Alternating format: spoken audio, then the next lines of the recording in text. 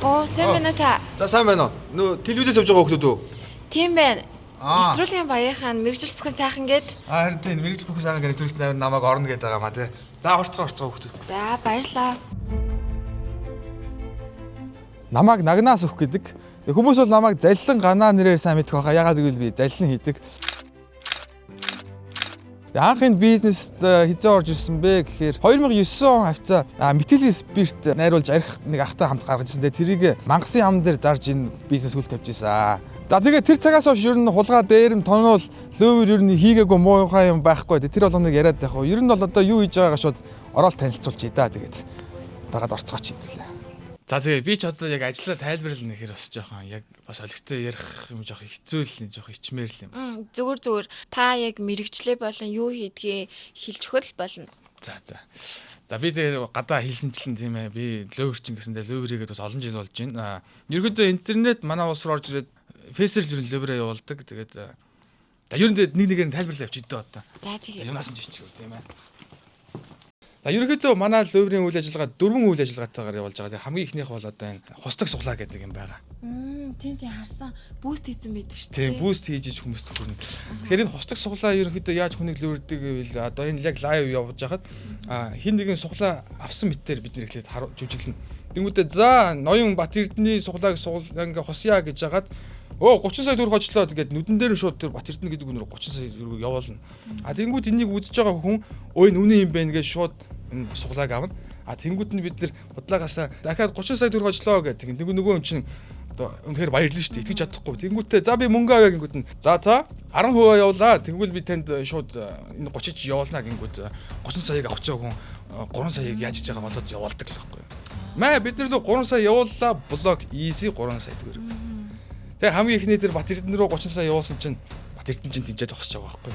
Ерөөсөө л ингэж тэр юуны хэсэг вэ? Гам яваад байгаа байхгүй. За дараагийн хэсэг бас энэ үнэт чулууны суглааг бас та харж ил байсан баг.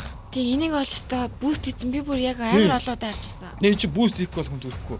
За ингээд эн чинь ерөнхийдөө энэ хустаг суглаатайгаа одоо үйл ажиллагаа нь адилхан. Одоо энэ нарда 50 метрийн гүнээс 10 саяар аваараа 80 метрээс арай илүү гэдэг ингээд энийг үнэлнэ. Хүмүүс хин нэгэн бас нүдэн дээр нь 10 сая 50 метрийг авлаа гэж бодъё.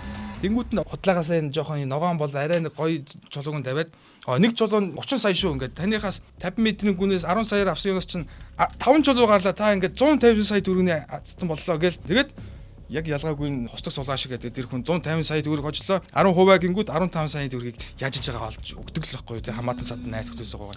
Тэгэл 15 саяг авлаа блоклоо easy 15 сая. Маш их мөнгө вэ шүү тий. Тэгэхээр тэнд 10 байр гэсэн байна л да. Танаас байр түрээсэлдэг гэсэн үг үү?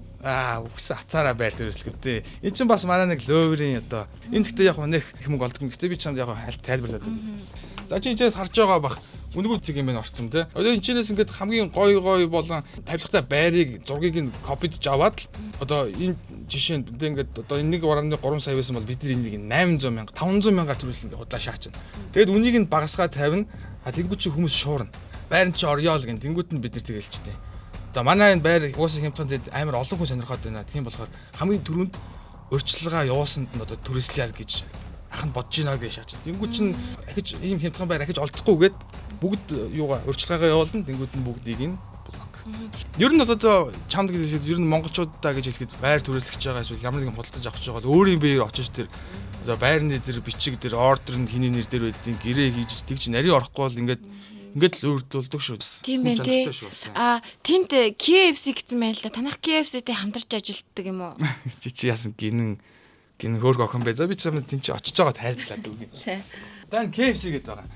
За одоо манай үйл ажиллагааны ерөнхийдөө одоо хамгийн их мөнгө олж байгаа хэсэг бол одоо энэ KFC. Чи Facebook-ээр одоо KFC зөвхөн өнөөдөр 50-80% хямдарлаа гэсэн буст хийсэн пост харсан уу? Тий, би ер нь бол харж байсан. Тэгээд ер нь тийшээ орж нэг захиалж идэндээ гэж боддог. Тэгвэл чи чиг манай яг өгөөшөнд орцсон яг хохирогч болгож ирсэн байна. Энүүхэндээ гэж хэлгээд энэ монголчууд болон чам тайлбарлаад өгч. За энэ KFC чинь одоо ингээд Facebook дээр ингээд бүүстлэгдээд гараад ирж байгаа. Тий. Өнөөдөр л 50% хямдрал гэдэг тийм ээ. За тэглээ. Тэгээд ийшээ оронгууд чинь шууд захиалах хэсэг. Яг KFC шиг харагдж байгааз бид нэр хүнийг ингэж хуурдیں۔ За тэнгуү чи хүмүүс чинь хөөх ямар амар хямдарсан юм бэ гэдээ одоо дахиад тэр бүрийг захиална. Гэвч яг үндэ нүдэ нээгээд харах юм бол KFC Mongolia гэдэг сайт биш. KKS.com гэж байгаа байхгүй. Энийг анзаарахгүй хүмүүс ингээд орно. Тэгээд яаж яг лөөрдөн гэсэн үг үү? За тийм тэгээд чи ингээд авах юмудаа ингээд сагсантаа хийлээ шүү дээ. Тэнгүү чинь шууд төлбөр төлөх хэсэг рүү орно. Тэр нь хаан банк руу орчин. Би ч гэсэн яг нөгөө захиалгахдаа банк руугаа орчихсон daaj миний банкнд нөгөө мөнгө байгаагүй болохоор яг гүйлгээж чадаагүй л дээ. Чи тэгвэл хацтай байж. Чи дансан чи мөнгө байгаад чи хаан банкнд яг төлбөр төлөх гээд хаан банкны нэр болон кодоо дарсан бол тэр хаан банкны нэр болон код чинь ингээд манай энэ компьютер дээр ирчдэг байхгүй юу? Тэгээд би чиний шууд банкны чинь одоо мэдээллийг авлаа. Би чиний нэрийг хийлээ, кодыг хийлээ. Дасан чинь байгаа бүх мөнгийг өөрлөгөө шилжүүллээ. Ердөө л ямар амир юм бэ тийм үү? тийм ийм л юм болдог байхгүй юу ерөнхийдөө. Тэгээд энэ бол одоо манай одоо энд байгаа үйл ажиллагаануудаас маань одоо хамгийн их ашиг олж байгаа нь бол KFC тэгээд угаасаа техник технологи хөгжиж бид нар бас нарийнч гэж хөгжих ёстой цаг үеэ дагаж. Хин хамгийн их хоёр чадчин тэр үлддэг гэдэг байгаа шүү дээ нийгэмд чинь. Энэ ардаа ахын дөө манай хохирогч ингээд цагдаагийн газар бичлэг өгсөн байхгүй. Гэтэ манай хохирогч нар ер нь зөндөө ярилцлага өгдөг. Энийг зайлдаад үнэхээр ямар хөгийн болцсон бэ? Хэрвээ энэ нэвтрүүлгийг ингээд үзэж байгаа бол наад мөнгө чинь өстой хизээш танаас хоол болохгүй цаа. Хоол болохгүй байтгаа бро хоолоос илүү болж ивэл яана тий. Энэ тэгээ манай хохирогч байгаа маа. Гэтэ ах нь бас яг бас хүн чанартай энэ өөр чинь. Сая цагаан сарын үеэр яг энэ KFC-г аргаар нэг эмгэний хаан банк руу орлоо. Тэгсэн чинь ингээд яг сая төгрөгөө байхгүй. Хуулахын харсан чинь хүүгээс нь цагаан сарын ямаа бэлдээр миний өгч чадах мөнгө энэ л биш үү гэж сая төгрөг болсон. Тэгэхээр би бүгдийг нь авч чагаад завс арай муухай юм байна гэд 200 мянга л авсан. Би чинь бас ээжтэй эмээтэй. Би чинь бас хүн ч нартай л өөрчн байгаа таахгүй. Энэ дээд зөндөө л өөрчн хаасаагүй байгаа. Тэд нар чинь бол хүн жинээ бодохгүй. Цаана амьдралтай байна уу, яана уу, энэ үү ямар ч юмгүй.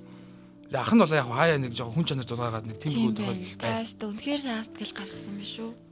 Тийм нэг тийм юм бас байна шүү. Өчигдөр ахын дөө хэр байв? Өчигдөр дарга нөгөө нэг төлөвлөгөөнийх 10% нь л хүрч чадсан. Чи яг яасан бэ те? Энэ над поста буст ихтэй тэр 40-оос дээш 50-аас дээш насны хүмүүс харагдах тохиргоо дээр нь биш бүгдэн дээр нь тавьсан байна те эргүүм. Тийм ээ. Энэ ингэж алдаад байд. Энэ ерөөхдөө юм баггүй. Одоо энэ суглаа одоо энэ KFC дээр байгаа шүү дээ. Энэ чинь хүн итгэхгүй. Ер нь тэр миллениал болон жинзэнүүд ерөөхдөө бас жоохон сүрхий.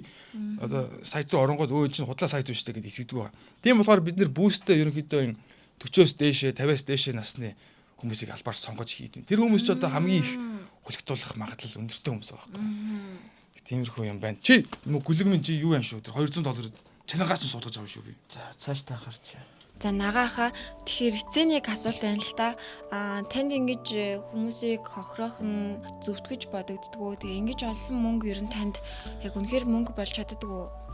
Тэгэл ямар ч байсан чадаад л баг шиг байдаг шүү дээ. Тэгээ би түрүүн тэнд сууж байхдаа хэлсэн тийм ах нь бас хүн чанартай гэдэг.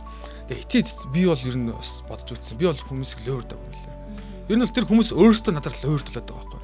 Тэр хүмүүс тэгээ надад итгэхгүйгээр тэгээ хувцас суглаа энэ KFC-ийн Мьянмарын чулуун өдөрт итгэхгүйгээр оролцохгүй байж бас болно шүү дээ. Тэр чинь тэр хүмүүс өөрсдөө шуналтаа хөтлөгдөөд орж ирээд байгаа байхгүй. Тэгээд чи би бас амьдрах гэж ядж байгаа хүн энэ ажилтны цалин тавих гал ингээд хийж чаддаг ажиллаа л ер нь хийгээ байж шүү дээ. За ойлголоо хаа. Манай нэвтрүүлэгт орсонд баярлаа. За баярлаа. Мэргэжил бүхэн сайхан шүү.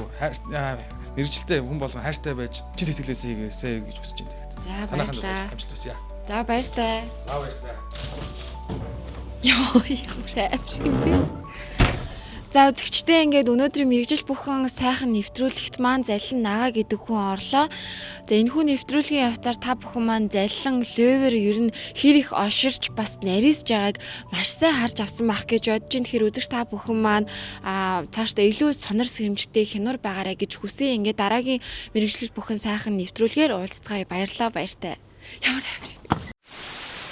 За уг бичлэгийг арт иргэдэд сэрэмжлүүлэг болгох үүднээс Сүхбаатар дүүргийн цагдаагийн газартай хамтарч хийлээ. Тэгээ гадуур угаасаа ловер заллин маш их байгааг бүгд мэдж байгаа. Тэгэхээр дор бүрнээ өөрсдөө сонор сэрэмжтэй хэрсүү байхыг та бүхнээсээ хүсэж байна. Тэгээ бичлэгийг нүртэл үзсэнд баярлалаа.